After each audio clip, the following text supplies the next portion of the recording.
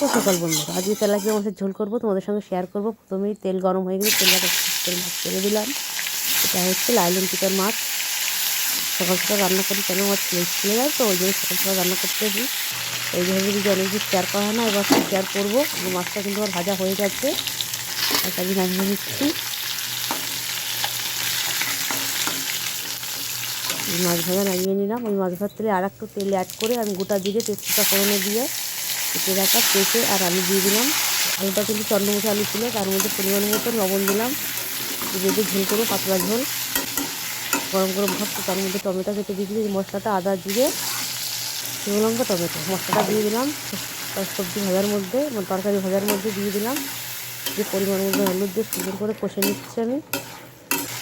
কষা হয়ে গেছে, মানে তেল ছেড়ে দিয়েছে, তাতে সব তরকারি করবে যাতে টেস্ট আসে।